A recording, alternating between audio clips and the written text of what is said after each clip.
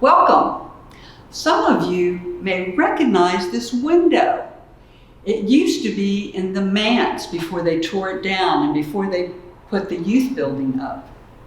And I have been saving it for just the right time so that I can tell one of my favorite stories.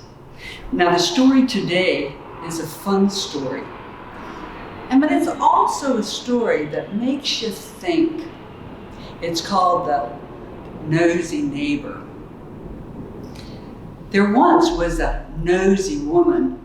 Her neighbors thought her to be very nosy. Every time a door would slam, she would run to the window and she would peer out to see who had come home. Some days, she would hear the children on bicycles making motorcycle sounds, and so she would step outside to see what all the commotion was about. Other times she would be in her yard doing chores, and she would stop and look around everyone's yard to see what was going on. Mrs. A said, "If someone sneezes 3 doors down, she yells out Gesundheit." Mrs. B said, "She knows what I bought from the store before I even get it in the house." So Mrs. A decided to pull down all of the shades over her window so that her neighbor couldn't peer in. Mrs. B had her husband build a high wooden privacy fence so that her neighbor couldn't spy on her family. One bright Sunday afternoon, 2 small children, each 3 years old, were playing boats around their neighbor's above-ground pool. They would take little blocks of wood and place them in the water, and then they would splash the water and watch the waves take the boat across to the other side. Then, laughing, they would run around to the other side and start splashing the other way, repeating their fun. The nosy neighbor was watching all of this through her window. And when she saw the boys, she said to her husband, Donald, those little boys, I don't feel comfortable with them looking and playing out there by the pool." And Donald said, as he continued to read the paper. Donald, one of the boys is leaning over the pool. That's not safe. "Yes, dear. I'm sure the parents are watching."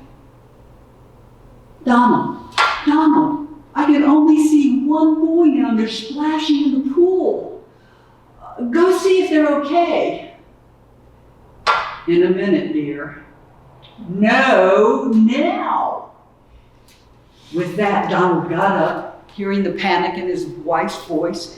He ran at the door. He leaped over his small fence, went down the hill, jumped over the drainage ditch that separated their property, ran up the hill to the pool, and when he looked in the pool, fear seized him.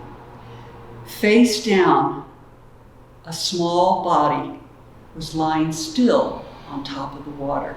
In one fell swoop, he jumped in the water, pulled out the boy, put him on the ground, and started pressing on his back, remembering words from his childhood that said, "Out goes the bad air, in comes the good, out goes the bad air." Meanwhile, his wife, the nosy neighbor, had called 911, and soon there was a scramble of sounds. There was crying, there was sobbing, squealing tires, blaring sirens. The EMTs got there and flipped the boy over and began breathing air into his mouth. The little boy coughed, and the nosy neighbor said, "He's gonna be okay. He's breathing." Donald and his wife watched as the ambulance took the little boy and his parents to the hospital. And they stood there in the silence, hugging one another, looking tenderly at their own children with thankfulness in their hearts. Meanwhile, At the home of Mrs. A, you could hear loud blaring of a TV behind her shade-drawn windows. At the home of Mrs. B, you could hear lots of loud laughter from people enjoying a party behind her high privacy fence. Wow, it's a good thing that the nosy neighbor spoke up, wasn't it? I wonder if people stopped calling her nosy after she saved the day.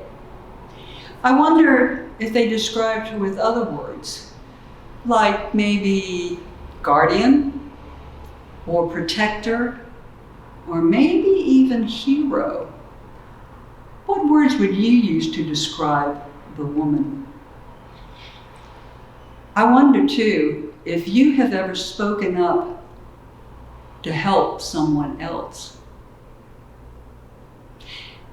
I'm reminded that over this 4th of July weekend, that we should remember our many brave founding fathers and mothers who spoke out against injustice.